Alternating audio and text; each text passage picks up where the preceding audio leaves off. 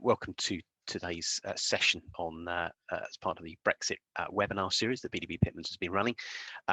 This one is on the need for political engagement as part of dealing with the Brexit process and the post-Brexit process. My name is Stuart Thompson. I'm the head of the public affairs consultancy that we have at BDB Pitmans.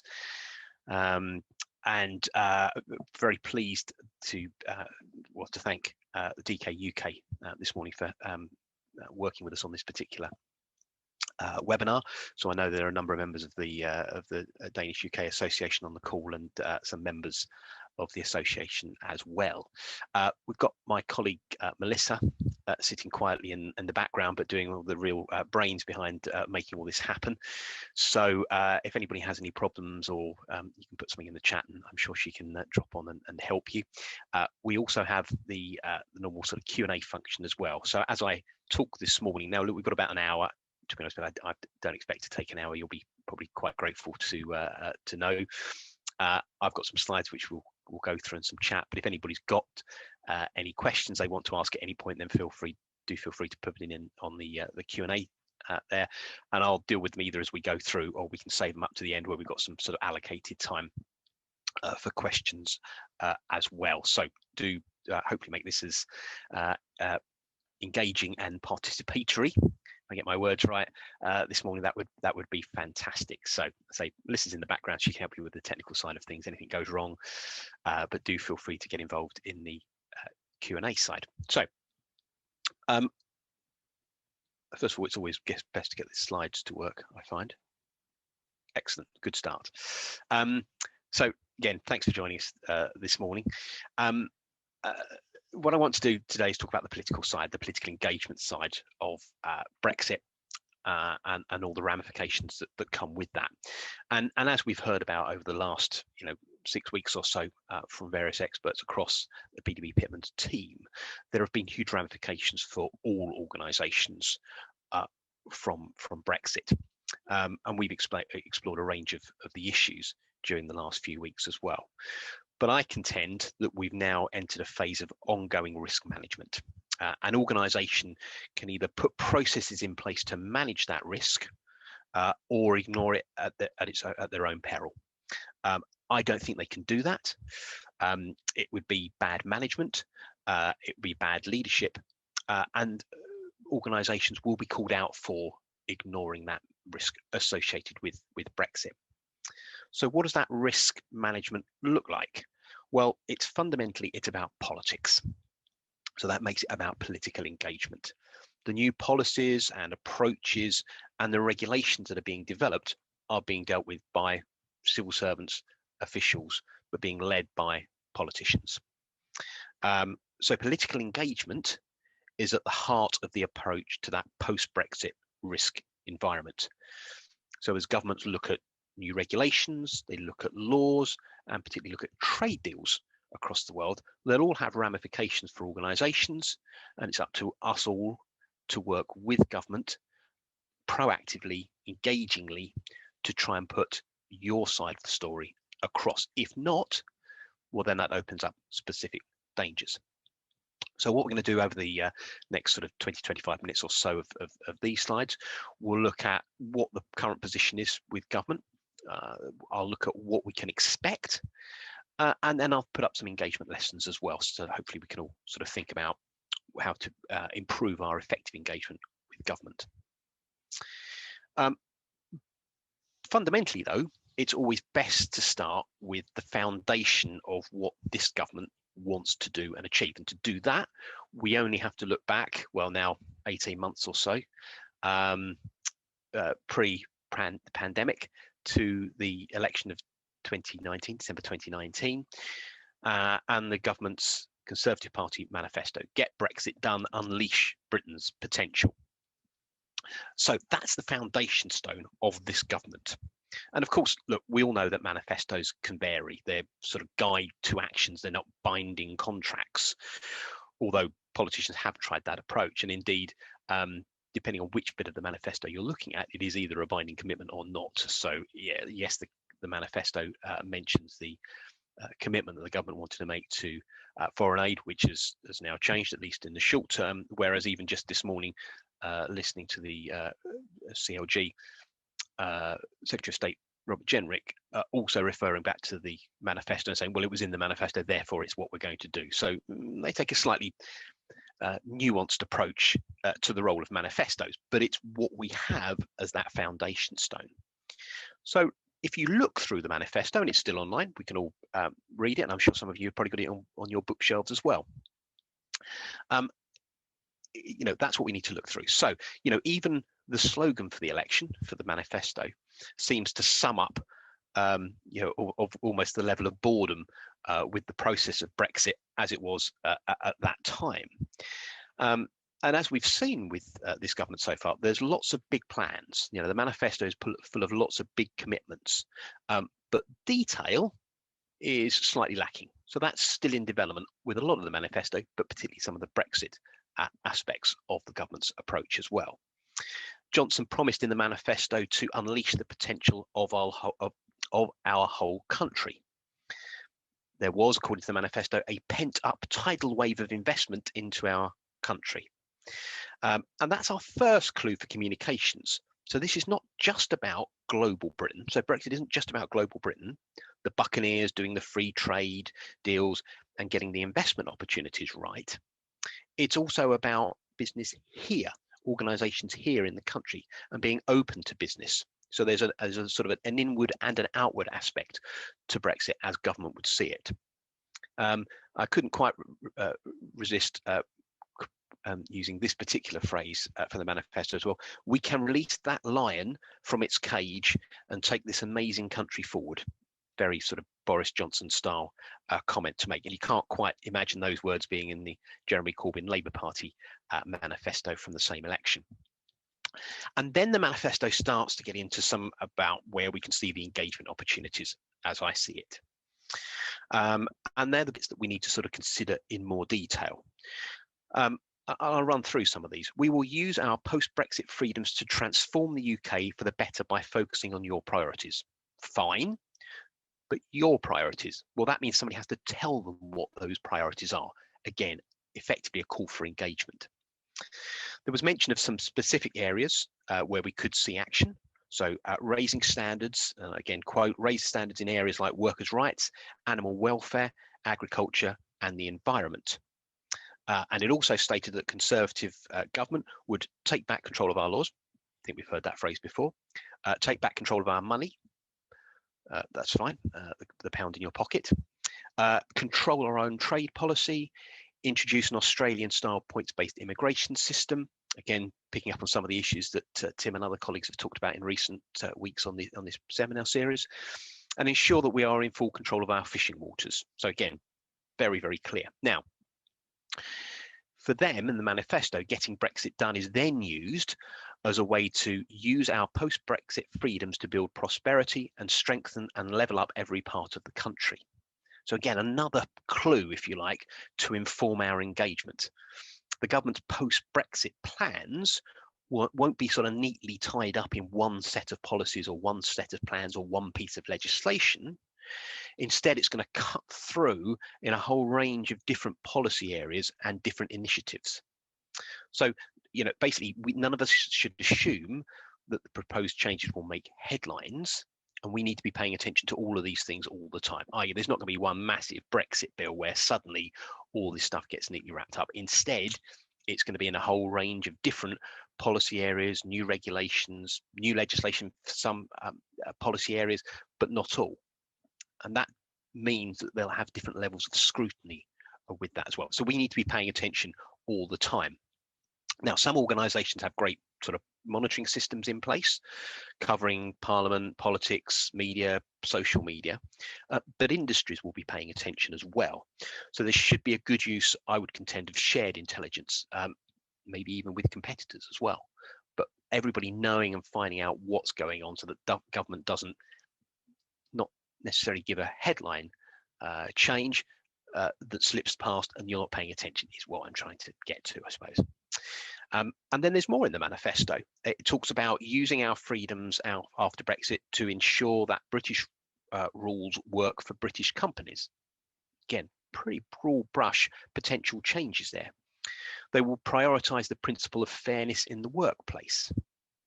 It says once we've got Brexit done, we'll turn our attention to the great challenges of the future, such as clean energy, advanced energy storage, a cure for dementia, and solving antibiotic resistance. Pretty big and important topics, which apparently were all constrained by being part of the European Union. Getting Brexit done enables us to support to give new support to people in rural areas and coastal communities and our farming and fishing industries. So again, as David and colleagues have talked about, what used to be called state aid, but the subsidy regime now all starting to play in.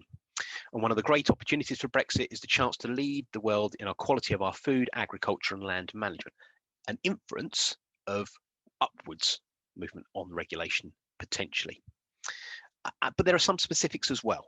So as part of our commitment to making the most of the opportunities of Brexit and levelling up the nation, we'll create 10 free ports around the UK, benefiting some of the most deprived communities. We will also redouble our efforts to promote British business and UK exports and dismantle barriers to trade and retake our seat at the World Trade Organization. And very importantly, and this is a bit more of a theme throughout the manifesto, getting Brexit done enables the government to put more emphasis on strengthening the Union, i.e. the United Kingdom as a whole. So looking back to the manifesto, you can see potentially how wide-ranging the scope of proposed Brexit changes can be. And say some of that we've been covering already, and we'll explore a little bit more as we go through in terms of engagement. So that's how it started. How it's going. The Queen has given the Queen's speech now a couple of weeks or so ago. So we've obviously had the pandemic that sort of intervened and still continues to intervene for sort of 18 months or so. And that sort of in a way that the Brexit process, the process of Brexit, getting Brexit done, took over the life and soul of government for 2 years before that. Government hasn't done very much else, whatever it may contend. A lot of those policy areas haven't really been explored in much detail. So a little bit like Brexit, COVID took over. But now we've had the Queen's speech setting out the government's legislative priorities. We can see what's important for the government. So this is what is coming forward and what that post-Brexit agenda really starts to look like. Look, you'll be pleased to know I'm not going to go through the whole list of legislation, but I wanted to pick out some of the key points as far as engagement and government goes. They've talked about a levelling up white paper, setting out bold policy interventions to improve livelihoods and opportunity in all parts of the UK as we recover from the pandemic, grasping the opportunities of Brexit. The free ports again get a mention pretty heavily. That's quite a big part of their post-Brexit and levelling up agenda. But the government has also set up a better regulation committee, chaired by the Chancellor, to ensure the government is driving an ambitious programme of regulatory reform that enables and supports growth and innovation across the economy. The Queen's speech also talks about the government being able to draw regulations in a way that it hasn't been able to for years, again, quote, and they don't want the regulation to be an unnecessary barrier towards business innovation or growth. Again, moving away from the state aid regime to the subsidy control bill that's being developed to give more strategic capabilities, if you like, to government on the support that it provides. We've got a procurement bill as well. Again, I know procurement's been covered in recent weeks as well. To cover all elements of what the government does in terms of procurement. We've got a national insurance contribution bill to help deliver free ports as well. A professional qualifications bill with a new bespoke framework for UK to recognise professional qualifications from across the world to ensure employers can access professionals where there are UK shortages. We've got a planning bill, which will simplify and enhance the EU-derived framework of environmental assessment for developments. We've got the Turing scheme as well, which replaces the Erasmus Plus available for students. And it also says that now that we've left the EU, we're going to further protect our animals, whether on the farm, at home, or in the wild, by introducing important legislation this session, i.e. this parliamentary session, that can address the challenges presented to the welfare of animals in both domestic and international spheres. Interesting, that seems to get a sort of slightly more words than some of the other aspects of the legislation. But the government's also set up a task force on innovation, growth and regulatory reform to scope out and propose options for how the UK can take advantage of that newfound, as it would have, regulatory freedom. And that's chaired by Sir Ian Duncan-Smith, former leader of the Conservative Party. Theresa Villiers is also on the committee, as is George Freeman, both MPs. So what does the Queen's speech tell us about that post-Brexit communications and engagement? Well, I think it reiterates the point from the manifesto, really, that Brexit will be used to justify policy change across a range of areas. It also says that there's a huge swathe of change coming. So the Queen's speech focuses on legislation, but lots of other change might not need that legislation. There are other ways of making changes that are maybe slightly less in the direct spotlight and less scrutiny than would be if it were going through Parliament. So I say that's the question mark beside a lot of what the government is doing here. Now, in terms of the communications, this is the sort of pattern we're in, if you like. In the broad setting, it's no different from other aspects of, how government and government policy works.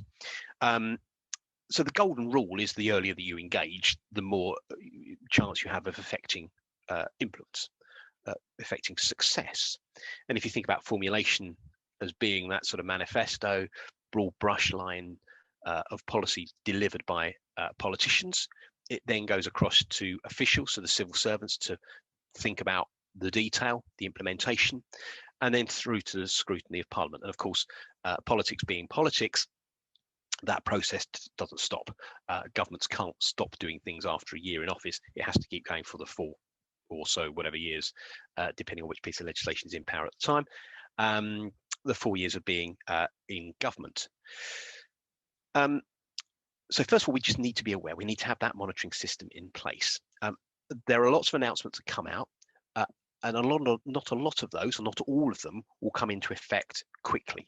And most of them will be subject to consultation. So there is a consultation phase of one description or another that will have to be gone through, and the timelines for those consultations vary. They aren't all the same. They're not all 12 weeks, 6 weeks, whatever it happens to be. They will vary.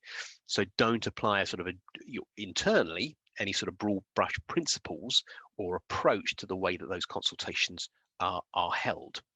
And each of those consultations will also be quite discreet as well. So, just because you respond to one doesn't automatically mean, or it doesn't mean at all, in fact, that what you've said there holds to another consultation. You have to do the engagement at all stages. And I say, the more that you can, understand that pattern of engagement, shows that it's more effective if you've taken the time to develop your network across politics, officials, advisors, media, etc., a whole range of stakeholders. If you already know and understand their drivers in advance of the Brexit legislation, Brexit change coming forward, then you've already taken the time to develop that trusted relationship, and you don't have to go through that education process for them first. And something that's often overlooked, I think, in government engagement processes, and I think it's especially true in Brexit, is that we operate in a highly competitive environment. So lots of organisations are competing for the attention of government. Sometimes that's together, sure, but very often they're pushing their own views and an agenda.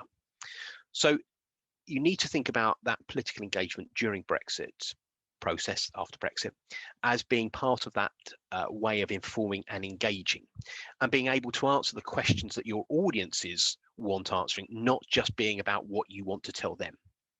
And it's also a process of identifying and responding to the opportunities. So as green papers, white papers, consultations, draft bills, all the different ways of government, UK government doing government, which, frankly, it sort of makes up as it goes along in the nicest possible sense, not always very precise, you have to be involved in that. You have to be paying attention to that. And I say with Brexit, that takes on an extra edge. And that extra edge, I think, it's about risk management. There will be large swathes of your operations, and I don't, in that sense, I don't care whether we're talking about companies or charities, individuals, NGOs, public sector, doesn't matter.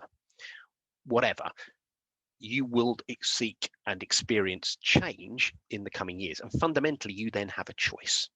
You can wait for the decisions to be made and deal with the consequences, or you can try and shape those proposals. Now, if you wait, I can guarantee that that will not be the position taken by others, and probably not by your competitors. And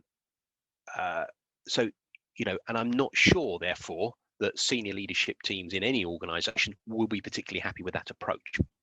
So you might well get exactly what you don't want if you don't take the time to engage.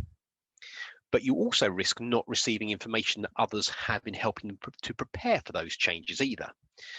And that time could be crucial. So again, we come back to that engagement. We come back to that early warning system, if you want to call it that, that then enables your organization to prepare. You only get that if you're doing your engagement. And as we've seen, looking at the, those, political raw materials of the manifesto that I outlined earlier, there's a lot to cover. So you and your organization may not have all the resources necessary or the team size to cover it all. So think about the role that other parts of your network might be able to play in doing that as well, particularly membership organizations, but apply pressure on them as well. Don't let them sort of get away with just listening to the loudest voice internally there as well. And I'm sure we could go on quite a while about that, but we don't have time today about how to get your voice heard in such organizations and to manage those relationships as well.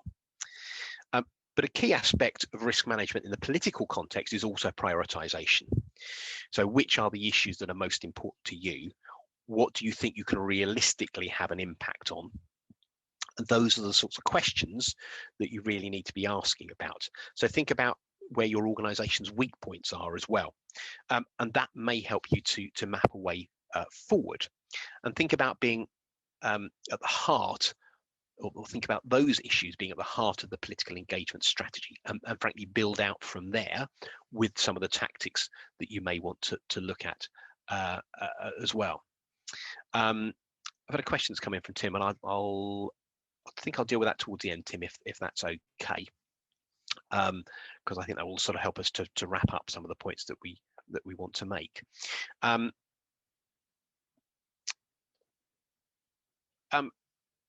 So, but I suppose what I would encourage you all to think broadly in a number of different areas. You're not alone, I suppose, is a good starting point. The stakeholder list or map that you'll have to put together when you're thinking about who to engage has some very clear extra elements, I think, that are crucial in this post-Brexit, dealing with Brexit environment.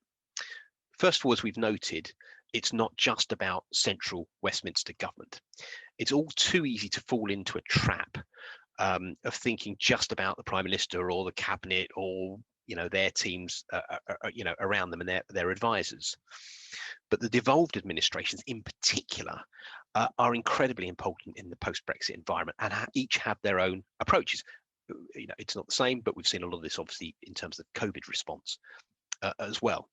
We've also got to be aware that the devolved settlement may well change in the coming years as well. So what does that mean for powers and relationships?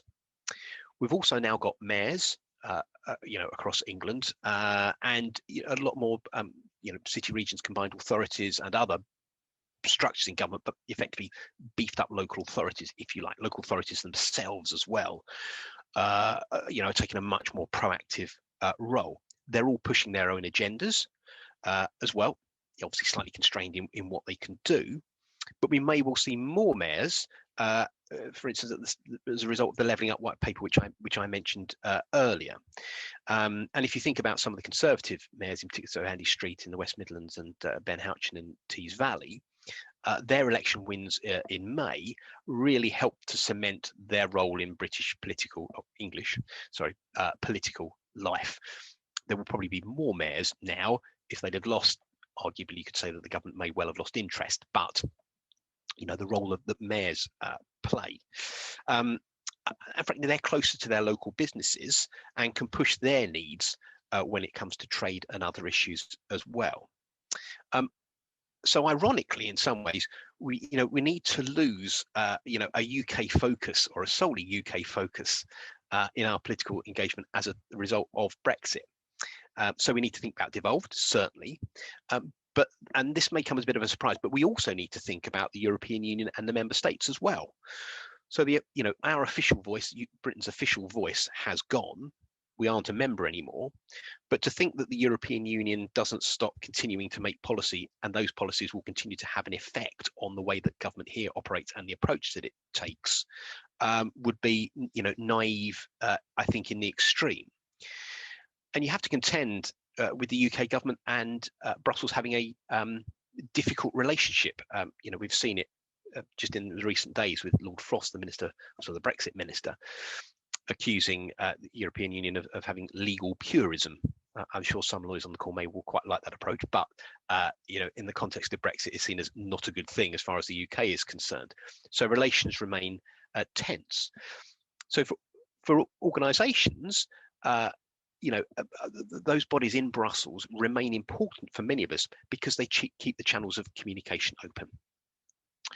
So if you do decide that input is required into that sort of wider policy making machine in terms of Brussels, then again, because we aren't members, you need to think about the individual member states as well.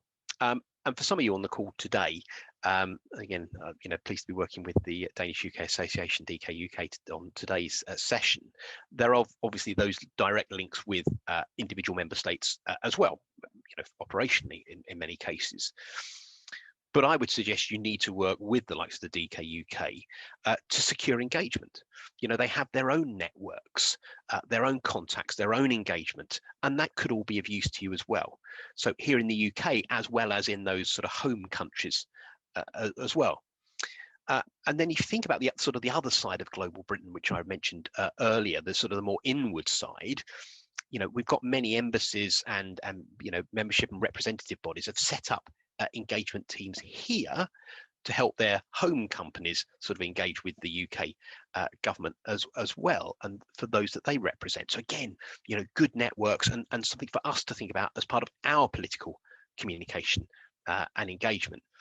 And of course, in the case of Denmark, Lord Frost, now Brexit minister, was the British ambassador to Denmark for several years. So there's these other connections which sometimes occur as well. So of course, those embassies and those organisations are representing their home countries because they see the opportunities that exist here, but there may be a role for you in that process as well. So again, think, trusted relationship, working with others. You're not always alone. We're well used to identifying, politicians with an interest in an issue, but we also need to think about the sort of the soft networks, the friends, the families, the social connections, the business associates as well. And you often find these out over a period of time. So rather than having those initially, you have to fill those gaps in over time. But think for a moment about, in your political engagement, about you take the time to build that wider supporter network, because that's really important to us. But again, thinking broadly, don't lose sight of those fundamentals of good political engagement about being proactive and delivering solutions. It's also about reputation management, and we shouldn't ignore, that. We have to be alive to the impact of reputations on political engagement, especially where it's Brexit related, because of the heightened political sensitivities, which we shouldn't shy away from. They can be difficult lines to walk, especially if your important issues potentially contradicts the government's lines. But again, keeping close to those fundamentals of proactivity and offering solutions, that's always the best place to start.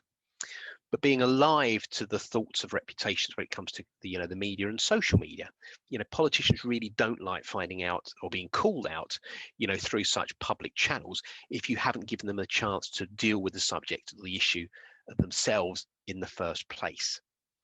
But there's also your reputation as an organisation to think about as well. Why? Well, quite simply, that comes back to our understanding of a political audience, which is, again, we should bear in mind at all times. which is that they're fundamentally different from any other audiences that we deal with. Why is that the case? Well, because they have to stand up and they have to be elected every 4 years or whatever it happens to be. So what's in it for them to be standing beside an organisation with, and not this direct quote, a dodgy reputation, and quite simply, there isn't. So that means you as an organisation do have to think about governance, how you deal with climate change, employee relations, supply chain relations, fundraising practices, whatever it happens to be, but also think about the priorities of the political audience here as well, and reflect those in how you as an organisation run yourselves. But also think about the flip side of some of these things as well.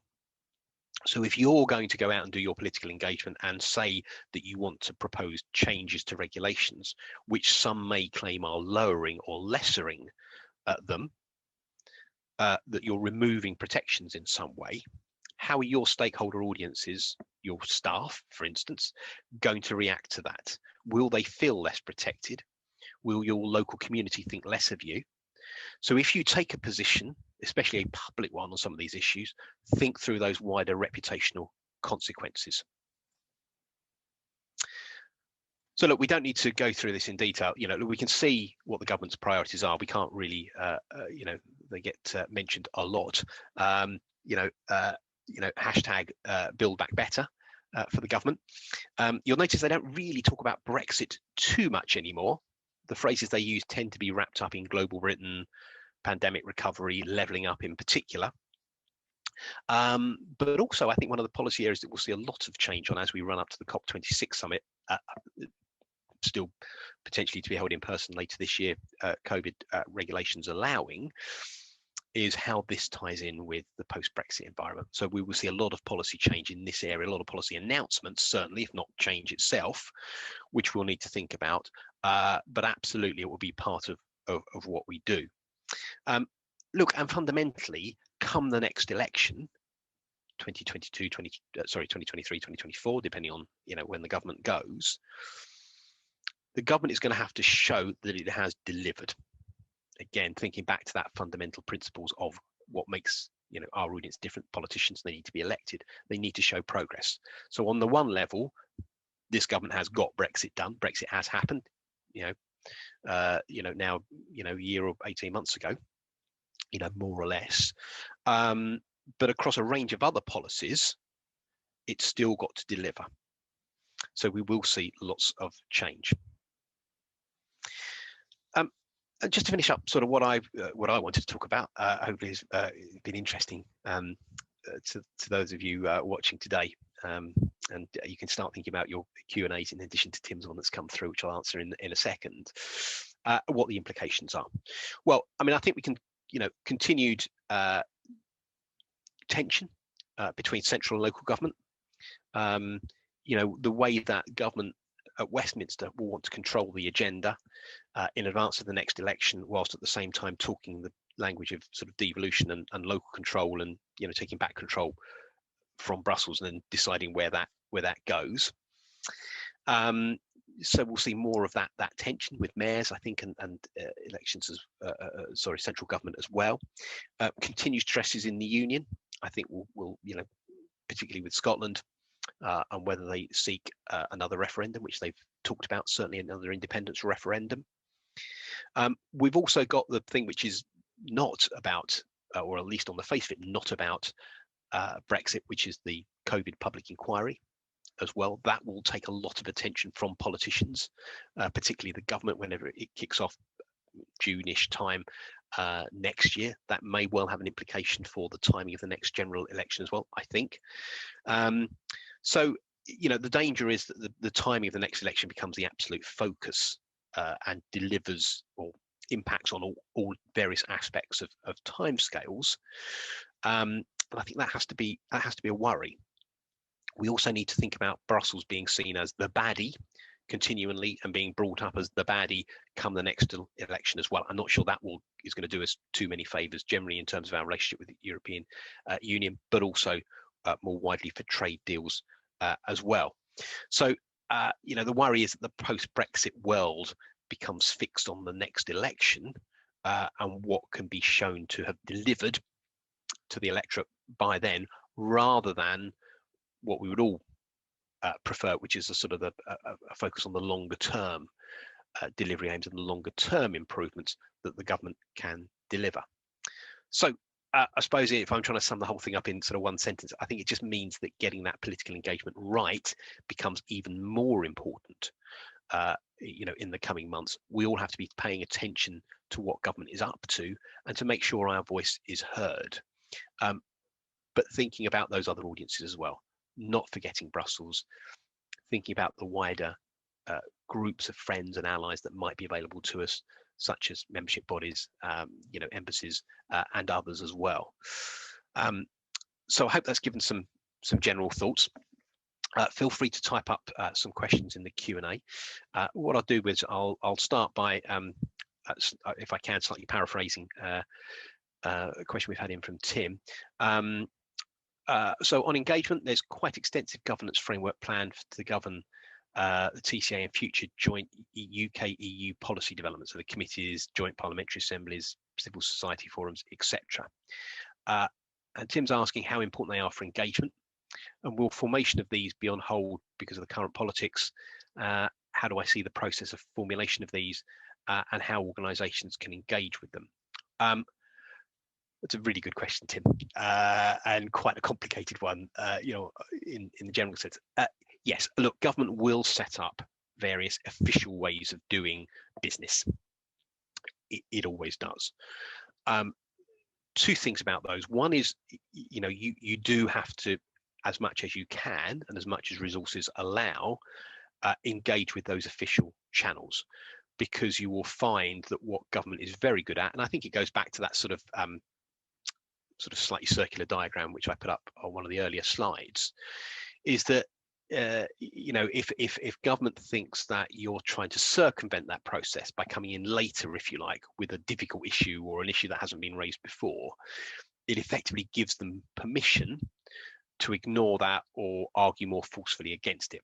Whereas if you've been making those points throughout the official ways of doing business right the way through, it means it's much more difficult for government to ignore them. But you may also find, say for instance, it gets to a parliamentary stage, that MPs and peers, members of Parliament and members of the House of Lords, are more inclined to take up your issue, because you're not you haven't come to this party late, you've been engaged throughout, unfortunately it hasn't worked, and now you're forced to take these particular steps.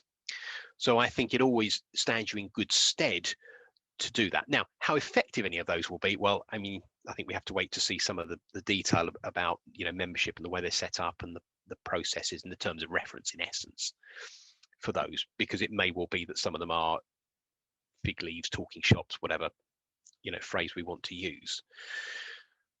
Doesn't mean you shouldn't engage with them, but it may dictate the level of resource and the level of attention that you give to it. But what none of this does is stops you from engaging directly with officials or directly with politicians or directly with other bits of government, or elected representatives in Brussels or particularly across mayors, local authorities and others. And I would say, I would encourage everybody to keep doing that, as well as engaging with whatever official channels are put out there as well. We all know that there's nothing that focuses the minds more of politicians and government often than a screamy Daily Mail headline. And whatever official bits of government are doing, that can focus the attention and the minds of government, and suddenly a policy emerges, might not be that well thought through, but that needs your engagement. So official channels, yes, necessary in part of, but think more broadly and don't ignore those other aspects of engagement as well. If anybody else has any other questions, then do feel free to let us know. I'm keeping an eye on it for the questions, as is Melissa as well, in case I miss anything or questions accidentally go in the chat rather than in the Q&A. I'll just give it a few more moments to see if there are any questions that do come in.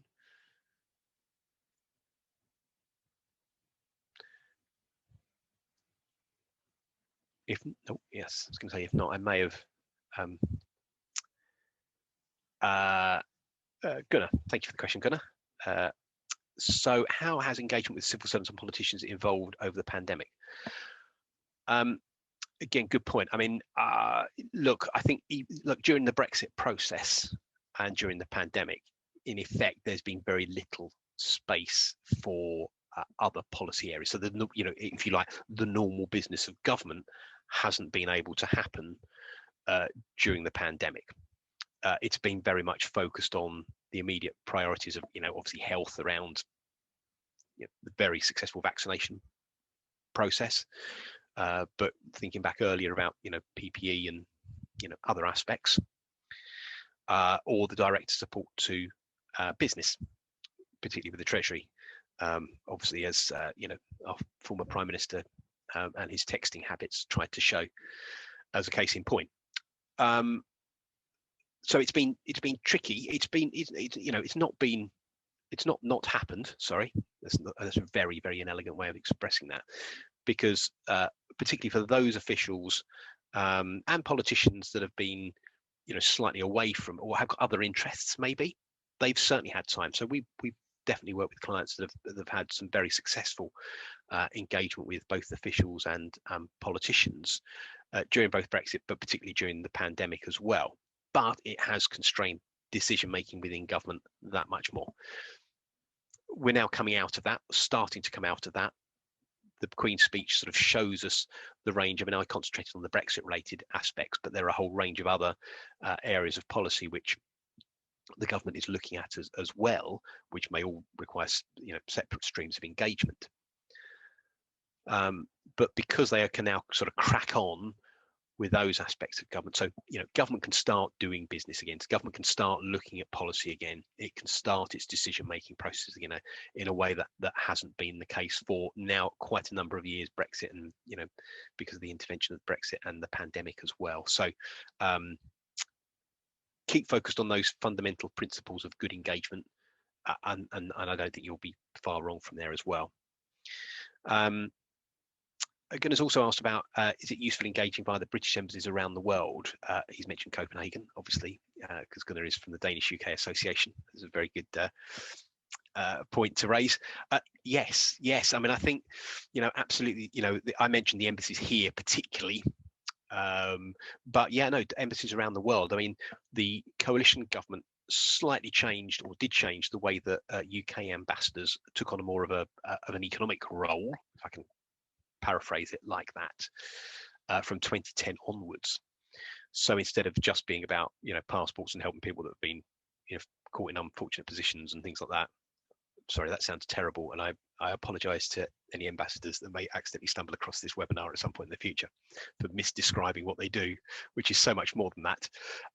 But the emphasis was put on the coalition onto those wider economic aspects and trade relations, if we can put it like that.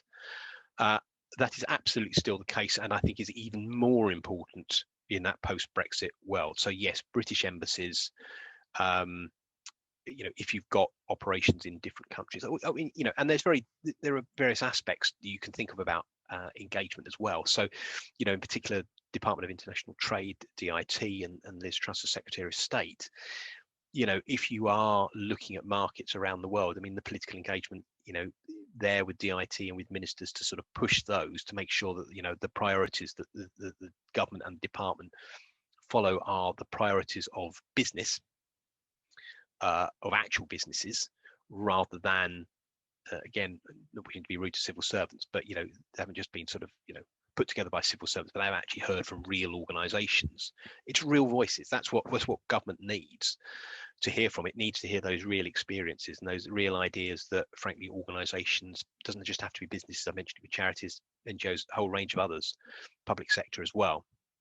It needs to hear that. It makes for better government. It makes for better policy. It makes for better law. Or you can simply leave it up to others. And I don't think any of us should leave it up to others to put our points across.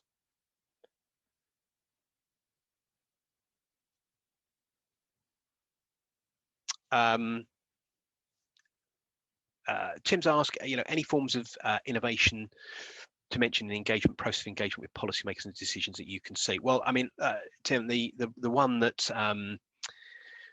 that tends to focus the minds obviously is Zoom. Now that's not, I'm not sure that really counts as innovation particularly, but what it does mean is that officials, because they're under the same constraints as the rest of us, they've got a difficult job, and at the best of times, and a lot of them have been are still working from home, so they are under just as much Zoom pressure and other considerations as the rest of us. So we do have to absolutely bear that in mind and try and make their life as straightforward as possible.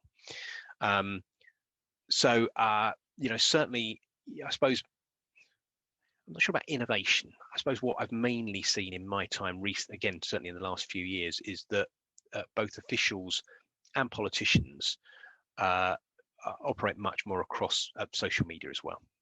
So making sure that your positions and your materials are out there. So LinkedIn is always a very good source, and admittedly these stats were from LinkedIn and US based rather than UK or Brussels based, but I think the general principles apply. Is that when officials are often sort of seeking out information, they will look to these channels to find information now as well. So to make sure that your position, your views are being put across on those channels as well. So I suppose getting to where your audience is, not just where you want to be. And some will, you can link in with them sometimes, and engage in social media side of things with some of them. Again, not the case for all officials, I hasten to add, because obviously their needs in the UK to stay completely impartial as well. So so I would say it's about the channels of communications. It's about knowing where your audiences are, but the fundamentals of being proactive and really helping them and giving them the information they need to make decisions, which for officials they can then pass up to politicians to make the decisions, remain absolutely fundamental. So difficult job, and it's up to us to help them do that difficult job, I think. I'll just wait a few more moments to see if any other questions come in.